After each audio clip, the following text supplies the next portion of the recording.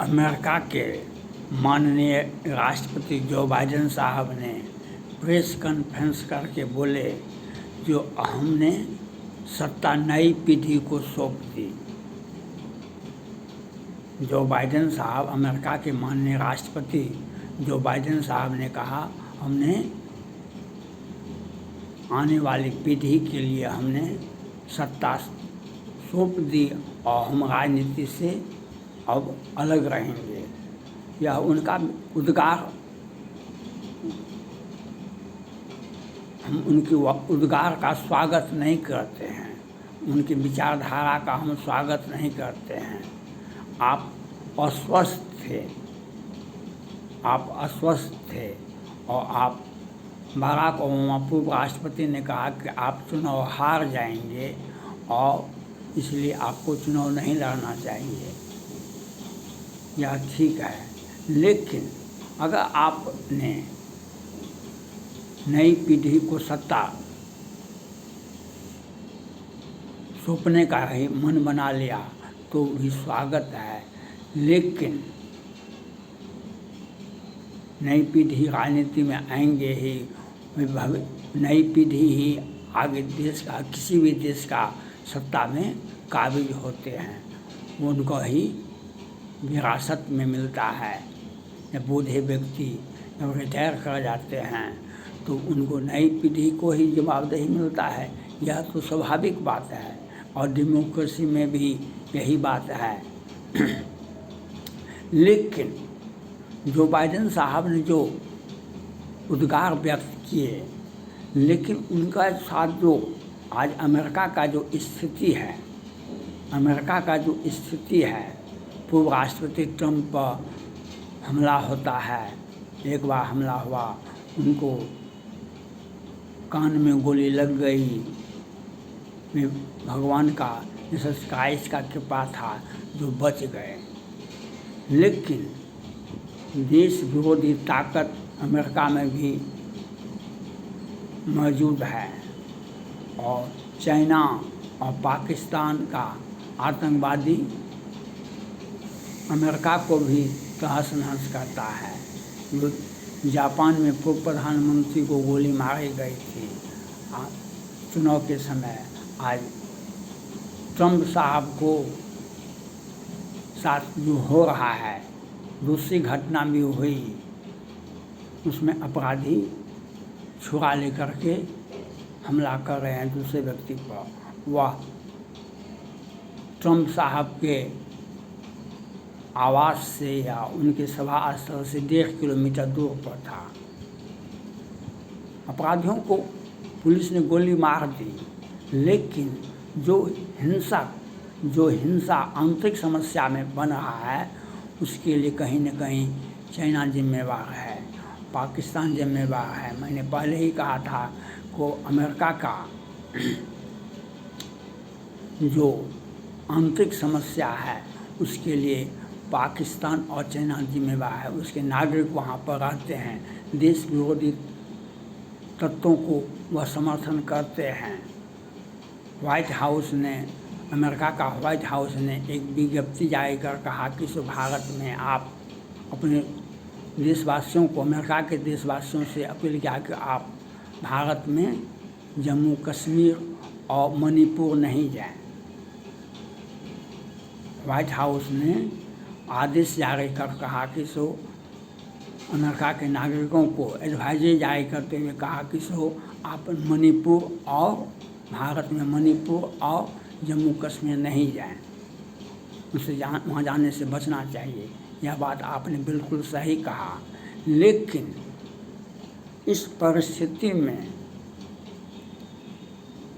आप तिब्बत की आज़ादी का बिल पर आप दस्तखत करना चाहिए, आप उसको वकालत करना चाहिए जो तिब्बत को आज़ाद करे। जो ज्वलंत समस्या को छोड़ करके आप राजनीति से संन्यास लेने का जो मन बनाए हैं, तो यह आपका, तभी आपका इतिहास आपको नमन करेगा, इतिहास आपको याद रखेगा। जो आप जब तिब्बत के आज़ादी के बिल पर आप दस्तखत करते हैं और पूर्ण रूप से उसका समर्थन करते हैं। आपने अभी तक दस्तखत नहीं किया, यह चाइना की जीत होती है।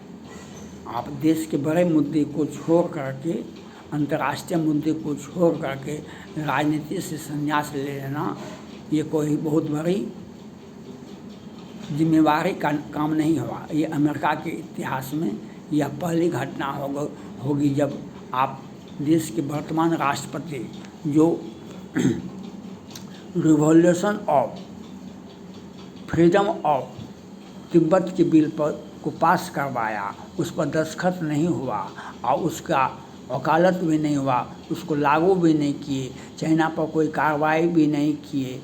और तो आप इसमें और इस बीच में आप चुनाव लड़ने से भी परहेज कर रहे हैं और राजनीति से भी परहेज कर रहे हैं। तो यह अमेरिका के इतिहास में आप कमज़ोर राष्ट्रपति के रूप में कहलाएंगे।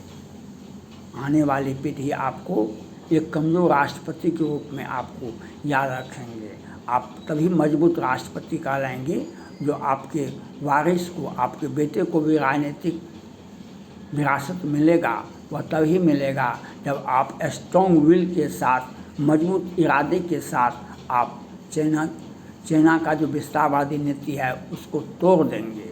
आप चाइना पर व्यावसायिक कितने प्रतिबंध लगा दिए, यह ठीक है। आपने बहुत सारे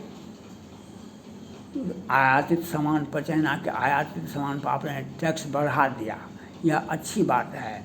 लेकिन जो मजबूत जो चाइना का जो विस्तारवादी नीति है उसका एग्जाम्पल है जो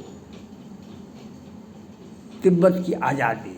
और तिब्बत की आज़ादी को आपने ताइवान को मदद किया, ताइवान को आपने मदद किया, वह आपको याद रखा जाएगा।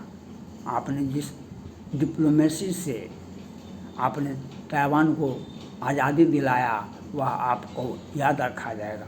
लेकिन अगर जब तक आप तिब्बत की आज़ादी का मुद्दा को आप नहीं सुलझा लेते हैं और आप बीच क्षेत्र में ही, बीच समय में ही आप राजनीति से भी संन्यास लेते हैं और राष्ट्रपति चुनाव से भी आप परहेज करते हैं, तो यह आपके लिए अच्छी बात नहीं होगी।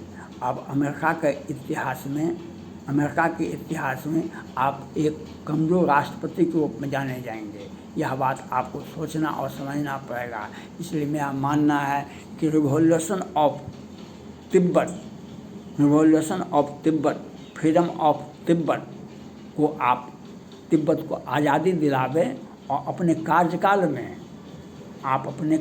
में जल्द से जल्द बिल पर दस्तखत करें और चाइना को एक सख्त संदेश दें कि आप चाइना तिब्बत को आज़ाद करें। और आपके साथ आपने क्वाड बनाया, वह भी प्रशंसनीय है। आपने भारत से भी अच्छी दोस्ती पैदा, एक सामरिक समझौता भी किया। बहुत सारा जो हथियार आप दुनिया में किसी भी देश को नहीं देते हैं, वह भारत को देने का जो मन बनाया, यह आपका उदारता है और चाइना को कमज़ोर करने के लिए आपका नीति बहुत याद रखा जाएगा। लेकिन अगर तिब्बत का मुद्दा को आप नहीं सुलझा लिए तो आपको इतिहास याद नहीं करेगा। इतिहास उसी को याद करता है जब एक मजबूत क्रांतिकारी तिब्बत चीन का विस्तारवादी नीति का नमूना है। आज एकमात्र देश है तिब्बत जो चीन की जाल में फंसा हुआ है, चीन का आगोश का वह शिकार है और उसको आप आज़ादी नहीं दे रहे हैं। और दलाई लामा जी आप 80-90 वर्ष के हो गए हैं और पूरा विश्व, अगर आपने तिब्बत की आज़ादी का बिल पर दस्तखत करने में विलम्ब किया और उसका बिल पर दस्तखत भी तत्काल होना चाहिए और तिब्बत को आज़ाद कराना होगा। आपको तिब्बत को आपको मुक्त कराना होगा चाइना के जाल से, चाइना की विस्तारवादी नीति से। अगर यह नहीं होता है तो आपको अमेरिका का नागरिक, अमेरिका का इतिहास और विश्व का आपको एक कमज़ोर राष्ट्रपति के रूप में जाने जाएंगे। अगर तिब्बत की आज़ादी हो जाती है, आज इजराइल और हमास में व्यापक युद्ध छिड़ा हुआ है और इस बीच में आप इजराइल के साथ तो दिए, लेकिन बीच बीच में अपने राष्ट्रपति चुनाव से भी पीछे हट गए और अब ये पाकिस्तान ने नेतन्याहू साहब को एक आतंकवादी घोषित कर दिया है। एक आतंकवादी घोषित कर दिया है। यह अमेरिका के लिए चिरचिरी है। जिस पाकिस्तान को आपने इतना हथियार दिया है, इतना पैसा दिया है, वह पाकिस्तान आपके नेतन्याहू साहब को जैसे व्यक्ति को, एक प्रधानमंत्री को, एक देश के प्रधानमंत्री को उसको आतंकवादी घोषित करता है। तो विश्व में आतंकवाद बहुत बढ़ रहा है और चाइना का उसमें अहम भूमिका है, पाकिस्तान का इसमें अहम भूमिका है। और इस बीच में आप राजनीति से भी संन्यास लेते हैं। तिब्बत की आज़ादी पर बिल पर आप दस्तखत भी नहीं किए हैं और तिब्बत को आप चाइना के चंगुल से निकाले भी नहीं हैं। इसलिए आप पर भरोसा जो करता है भारत या क्वाड के सभी देश और विश्व की जनता जो आपको ऊपर देख रही है, उस विश्वास को ठेस लगेगा। इसलिए जो बाइडेन साहब से मेरा आग्रह है, आपका सोच जो है आगे आने वाली पीढ़ी को, नई पीढ़ी को आप राजनीतिक दे रहे हैं। वे चुनाव लड़ेंगे, वे सत्ता में आएंगे, यह आपका महानता है।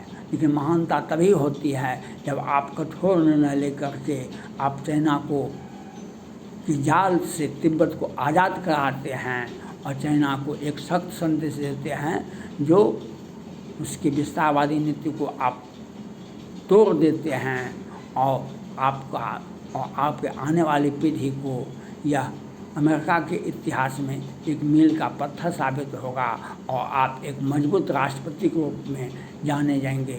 अमेरिका के इतिहास में एक मजबूत राष्ट्रपति जो बाइडेन साहब हुए थे, लेकिन वह तभी संभव होगा जब आप तिब्बत की आज़ादी का बिल पर दस्तखत तत्काल करें और चाइना को एक सख्त संदेश दें, पाकिस्तान को एक सख्त संदेश दें। इस बीच मझधार में आप नेतन्याहू साहब को छोड़ रहे हैं। आप चाइना को जो विस्तारवादी नीति है उसको छोड़ करके आप राजनीति से भी संन्यास लेते हैं, राष्ट्रपति चुनाव से भी आप अपने आप को अलग कर लिए हैं। तो यह इतिहास आपको एक मजबूत राष्ट्रपति के रूप में नहीं, आप चाइना से अगर आपने बिल पर दस्तखत नहीं किया तो चाइना ने जो धमकी दिया है कि आप इस बिल पर दस्तखत नहीं करें, तो यह आपको यह दुनिया यह देख लेगी, दुनिया यह कहेगी कि आपने चीन के आगे नतमस्तक हो गए, चीन के आगे नतमस्तक हो गए, पाकिस्तान के आगे आप नतमस्तक। जो पाकिस्तान ने नेतन्याहू साहब को, इजराइल के प्रधानमंत्री को आतंकवादी घोषित कर दिया है, उस पर आपको सख्त एक्शन लेना चाहिए। आपको इस पर पाकिस्तान पर सख्त एक्शन लेना चाहिए, उस पर सैन्य कार्रवाई करना चाहिए। तो आपको यह करना चाहिए और आपको तिब्बत को आज़ाद कराने के लिए आपको बिल पर दस्तखत के साथ साथ उसको आप एक स्वतंत्र राष्ट्र के रूप में उसे मान्यता देना चाहिए जो बाइडेन साहब को, और चीन को एक सख्त संदेश दे जो आप विस्तारवादी नीति का पूर्ण रूप लगाम लगावे।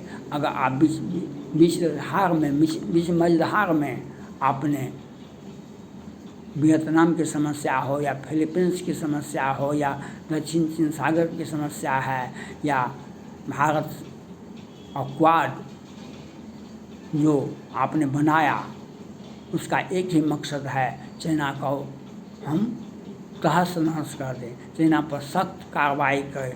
वही यह चाइना है जिसने कोरोना का इजाद करके अमेरिका के लाखों लोगों को मरवा दिया था। वह उस चाइना को आपने कुछ भी कार्रवाई नहीं किया या उनसे सिर्फ वार्ता किया या एक कमज़ोर राष्ट्रपति के रूप में आप जाने जाएंगे। यह आपको समझना पड़ेगा, यह आप पर विचार करना होगा। मैं मांग करता हूँ जो आप चाइना के विस्तारवादी नीति को तोड़ दें और तिब्बत की आज़ादी के बिल पर आप दस्तखत करें और तिब्बत को एक स्वतंत्र राष्ट्र के रूप में आप मान्यता दें। यही मेरा आपसे मांग है। थैंक्स।